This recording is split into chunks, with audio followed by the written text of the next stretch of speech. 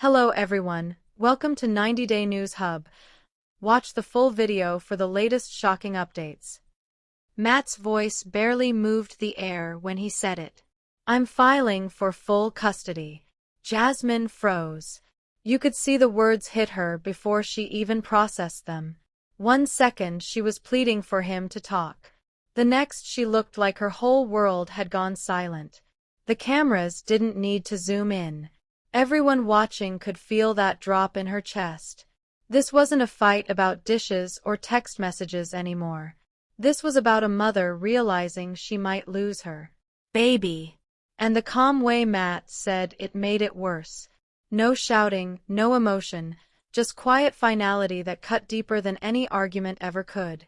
How did a love story that once felt like healing turn into a war over custody? How did two people who used to finish each other's sentences end up speaking different emotional languages? That's the question that's been haunting everyone who's seen that scene. Because this breakup didn't explode, it froze. It's the kind of silence that fills a room so completely you can hear someone's heartbreak. And the scariest part, both of them believed they were doing what was best for their daughter. That's where everything started to unravel. When Matt and Jasmine first appeared on 90 Day Fiancé, fans actually thought they might be the calm after the storm. He was quiet, measured, the kind of guy who folds his laundry with intention. She was bold, impulsive, full of fire and heart. Together, they looked like one of those couples who balance each other out. The yin and yang that reality TV rarely delivers. Their early episodes were full of promise. Matt waiting patiently at the airport. Jasmine running into his arms like she was sprinting toward forever. It felt sweet, simple, the kind of love story viewers wanted to believe in after so many train wrecks. Then came the engagement, the big move, the visa countdown, and all the messy charm of merging two completely different worlds. Fans laughed at Jasmine's dramatic outbursts and Matt's blank stares, but it somehow worked. He grounded her. She energized him. For a while, it seemed like they'd cracked the code. The producers sold it as passion meets peace. And when the baby came, it looked like the fairy tale had finally landed. Matilda, their daughter, was supposed to be the glue that sealed the cracks. At least that's what everyone thought. On screen, they smiled through sleepless nights and diaper chaos. Off-screen, subtle fractures were already showing, the kind that don't make noise at first. You could see it in how Matt stopped finishing her jokes, how Jasmine's laughter got louder, like she was filling in the silence he left behind. There's always that point in a 90-day couple's story when the excitement wears off and the real personalities show up. And when it happened with these two, it was quiet, not explosive. You know those early parenting scenes where they sit side by side on the couch, smiling at the camera while the baby coos? Look closer. Matt's hand is on her knee, but his eyes aren't on her. Jasmine's smile feels almost forced, as if she's trying to convince herself everything's fine. Fans didn't catch it at first, but you could feel it. The energy shifted from new love to new survival. It's funny in hindsight. Back then, social media called them one of the chill couples. People joked they were so stable they'd be boring by episode 10. But anyone who's been in a real relationship knows that calm can be deceptive. Sometimes silence doesn't mean peace. It means someone stopped trying to explain themselves.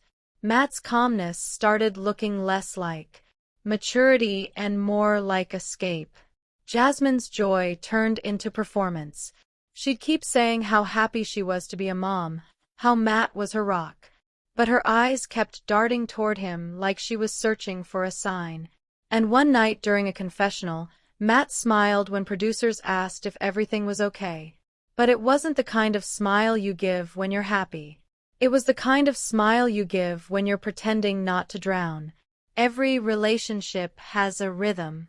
Matt's was quiet, almost still. Jasmine's was fast, loud, and full of emotion. At first, their opposite energies drew them together. She saw his calm as safety. He saw her passion as love. But as months passed, those same traits started turning into triggers. When Jasmine got scared, she reached out. When Matt felt cornered, he pulled away. That became their loop. The more she clung, the more he withdrew. And the more he withdrew, the louder she became. She wasn't trying to fight. She was trying to feel close. But for Matt, that closeness felt like chaos. He came from a background where emotions were managed, not expressed. So every time Jasmine cried or asked for reassurance, he heard it as pressure. He believed keeping his cool was strength. She believed showing her pain was honesty. Neither of them realized they were speaking completely different emotional languages. But what he said next flipped everything. It started small, missed eye contact, one-word replies. Long silences stretched between them, thick enough to feel.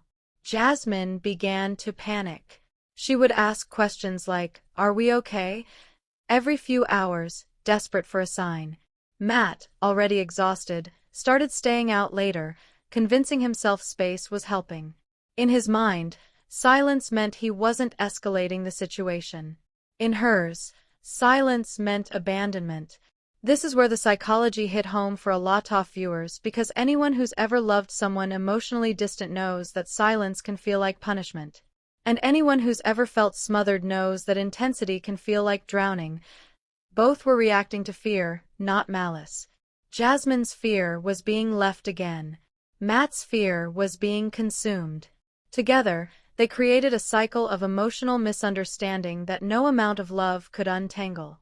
They weren't villains. They were two people, protecting themselves in ways that destroyed their connection. Jasmine's tears became proof for Matt that things were unstable. Matt's calm became proof for Jasmine that he didn't care. Each was confirming the other's worst fear, one quiet night at a time. Fans online started noticing. Comments filled with divided opinions. Some said Jasmine was too much. Others said Matt was cold. But anyone watching closely could tell they were both breaking, just in different directions. And then came the moment that cracked the entire illusion. It wasn't a fight. It wasn't even a scene meant to be dramatic. Matt was talking to a friend, voice steady, eyes flat. He said he wasn't sure how long things would last. That maybe every relationship has an expiration date. Those two words changed everything. Jasmine heard them later, replayed through whispers and clips online. For her, wasn't about time. It was about being disposable. After that, every silence felt like a countdown, and every look from Matt felt like goodbye waiting to happen. The tension between Matt and Jasmine was already stretching thin when another quiet force entered the story. Matt's mother. She didn't need to say much.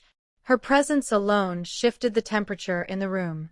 The kind of woman who believed in calm, order, and polite smiles that carried sharp edges. When she met Jasmine, she was kind, at least on the surface. Compliments about the baby, gentle questions about Panama. Polite laughter that didn't quite reach her eyes. Jasmine tried to match that energy, eager to be liked. But what looked like courtesy soon began to feel like judgment wrapped in judgment wrapped in politeness. Matt's mom came from a world where emotions stayed behind closed doors, where love meant composure and respect meant restraint. Jasmine, on the other hand, wore her heart like a badge. She expressed everything. Joy, anger, fear, sometimes all within a single minute. That clash was inevitable. Matt's mother didn't raise her voice or start arguments. She did something quieter and maybe more painful. She looked at Jasmine with that soft, assessing expression that said, "You're not one of us." At first, Jasmine ignored it. She told herself she was overthinking. She started part 1, 10,000 character block. Matt's voice barely moved the air when he said it. "I'm filing for full custody." Jasmine didn't just freeze, she vanished for a second, like her body stayed on the couch but her mind fell through the floor. You could see the words hit her before she even understood them. One moment she was pleading, trying to pull him back into the conversation. The next, her eyes went wide and still, like the world had turned the volume down to zero. The cameras didn't need to zoom in. Everyone watching could feel that drop in her chest, the moment a relationship stops being about who's right and becomes about who gets to keep their child. This wasn't a fight about dishes, or late-night texts, or who forgot to call. This was a mother hearing the possibility of losing her baby. And what made it feel even crueler was how calm Matt sounded. No shouting, no shaking voice, just quiet finality, like he had already decided the ending and was simply reading it out loud. And that calm cut deeper than anger ever could, because it didn't sound like a threat. It sounded like a plan. It sounded like paperwork. It sounded like something he'd been thinking about alone for a long time. How did a love story that once felt like healing turn into a custody war? How did two people who used to finish each other's sentences end up speaking different emotional languages? That's the question haunting everyone who watched that scene unfold. Because this breakup didn't explode. It froze. It was the kind of silence that fills a room so completely you can hear someone's heartbreak. And the scariest part is that, in their own minds, both of them believed they were doing what was best for their daughter. That's where everything started to unravel, when love stopped being the center, and what's best for the baby became the weapon both sides used to justify pain. When Matt and Jasmine first appeared on 90 Day Fiancé, fans actually thought they might be the calm after the storm. He was quiet, measured, the kind of guy who folds his laundry like it means something. She was bold, impulsive, full of fire and heart. Together, they looked like one of those rare reality TV couples who actually balance each other out. Their early scenes felt almost refreshing. Matt waiting at the airport with that nervous half-smile, Jasmine running into his arms like she was sprinting toward forever. It felt sweet and simple. Viewers wanted to believe in them after so many disasters. Then came the engagement, the big move, the visa countdown, and the messy charm of merging two totally different worlds. People laughed at Jasmine's dramatic emotions and Matt's blank stares, but somehow it worked. He grounded her. She energized him. For a while it looked like they'd cracked the code. The show framed it as passion meets peace. And when the baby came, when Matilda arrived, it seemed like the fairy tale had finally landed. Their daughter was supposed to be the glue that sealed whatever cracks existed behind the scenes. At least that's what everyone hoped. On camera, they smiled through sleepless nights and diaper chaos. Off camera, subtle fractures were already forming, the kind that don't make noise at first. You could see it in tiny moments. Matt stopped finishing her jokes. Jasmine's laughter got louder, like she was trying to fill the silence he started leaving behind. There's always a point in every 90-day couple's story when the honeymoon energy fades and real personalities step forward. With them, it didn't turn into screaming right away. It turned into quiet survival. Look back at those early parenting scenes, the two of them sitting side by side on the couch, smiling while the baby coos. Look closer. Matt's hand might be on Jasmine's knee, but his eyes aren't on her. Jasmine's smile looks slightly strained, like she's trying to convince herself everything is okay because saying it out loud might make it true. Fans didn't catch it at first, because nothing big happened. But you could feel the shift. The energy changed from new love to endurance. People online called them the chill couple. They joked they were so stable they'd be boring by episode 10. But anyone who has lived through a real relationship knows calm can be deceptive. Sometimes silence doesn't mean peace. It means someone stopped trying to explain themselves. Over time, Matt's calm stopped feeling like maturity and started feeling like escape. And Jasmine's joy started feeling like a performance. She kept telling everyone how happy she was, how Matt was her rock, how motherhood completed her. But her eyes kept darting toward him like she was searching for a sign that he was still there with her emotionally. And Matt, when producers asked if everything was okay, would smile. But it wasn't a happy smile. It was the polite smile of a person trying not to drown on camera. Every relationship has a rhythm. Matt's rhythm was slow, quiet, controlled. Jasmine's rhythm was fast, loud, emotional. At first their differences felt like balance. She saw his calm as safety. He saw her intensity as love. But as months passed, those same traits became triggers. When Jasmine got scared, she reached out. When Matt felt cornered, he pulled away. That became their loop. The more she clung, the more he withdrew. The more he withdrew, the louder she became, not because she wanted to fight, but because she was desperate to feel close. But for Matt, that closeness felt like chaos. He came from a world where control equals safety, where emotions are handled privately, cleaned up, put away. Matt believed staying calm meant being responsible. He believed if he didn't raise his voice, he was being the good one. But Jasmine didn't experience it as goodness. She experienced it as abandonment.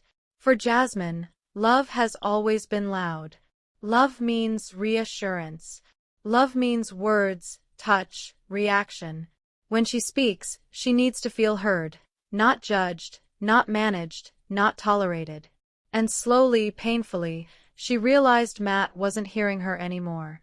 He was evaluating her, measuring her, mentally labeling her feelings as too much. That's when the cracks widened. Their arguments didn't start with yelling. They started with pauses. Jasmine would ask a question, her voice already shaking, and Matt would pause before answering like he was selecting words for a courtroom instead of a marriage. Every pause felt like rejection. Every calm reply felt colder than anger. And then the baby changed everything. Motherhood didn't soften Jasmine. It intensified her. Her fears became sharper. Her need for stability became urgent. She wasn't just fighting for love anymore. She was fighting for a home that felt safe for her daughter. And Matt, on the other hand, didn't become louder either. He became quieter. He started spending more time thinking, more time needing space, more time acting like Jasmine's emotions were something the baby needed protection from. That's the moment where a relationship stops being a partnership and starts becoming a case file. Little things became evidence.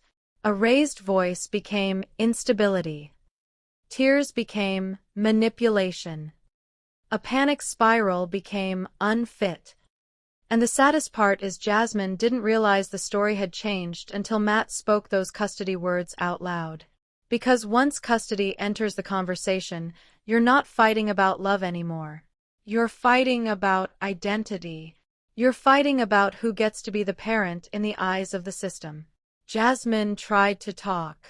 She tried to pull him into the emotional truth of what was happening.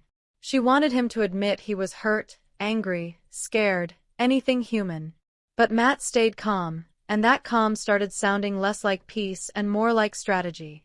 It sounded like he had already rehearsed this with someone else. Like he had already been advised. Like he was already seeing Jasmine not as his wife, not as the mother of his child, but as the risk factor in a legal equation. That's why Jasmine collapsed emotionally in that moment. Because she wasn't just losing him. She was losing the version of him she thought she married, the version who waited at airports and held her hand and promised forever. In his place was someone colder, someone who could weaponize calm. And if you've ever been on the receiving end of that kind of calm, you know it's terrifying. Anger gives you something to respond to. Calm gives you nothing. Calm tells you the decision is already made. Jasmine's mind started racing in real time. What did he mean? When did he decide this? Did he talk to a lawyer? Did he collect screenshots? Did he record arguments? Did he tell people she's unstable? Did he set her up? And maybe the darkest thought of all, does he think she's a bad mother? Because a mother can survive a breakup. A mother can survive betrayal. But the fear of losing your child is different. It's primal. It rewrites your body. It turns your breath into panic. And you could see that panic creeping up her throat as she tried to stay composed for the cameras and failed. Her voice cracked. Her hands shook. Her eyes looked like they were searching for something to hold on to. anything, because the floor had disappeared under her life. Matt didn't flinch. He didn't soften. He didn't reach for her hand. He kept his posture steady like a man who believes emotion is dangerous. And in that moment, viewers understood something brutal. These two were no longer speaking the same language. Jasmine spoke in feelings. Matt spoke in outcomes. Jasmine needed connection. Matt needed control. And Matilda, the baby who was supposed to be the glue, had become the after that moment. Nothing between them could ever go back to normal. Once the word custody entered the room, every memory got rewritten. Every argument from the past suddenly had a new meaning. Every tear Jasmine had cried before now felt like it was being reinterpreted through a colder lens. Matt didn't see it as history anymore. He saw it as precedent. And Jasmine could feel it. She could feel the shift from husband to opponent, from partner to someone quietly building a case. That's what made the silence afterwards so heavy. It wasn't just awkward. It was dangerous. Silence meant thinking. Silence meant planning. Silence meant someone was already several steps ahead while the other was still bleeding in the moment. Jasmine tried to rewind the conversation, tried to get him to say more, to explain, to argue even, but Matt wouldn't. He stayed calm, steady, clipped. The kind of calm that feels responsible to outsiders and devastating to the person standing in front of it. That calm told her everything she needed to know. This wasn't impulsive. This wasn't said in anger. This was decided. And once something is decided, love stops having power. Jasmine's breakdown didn't come from weakness.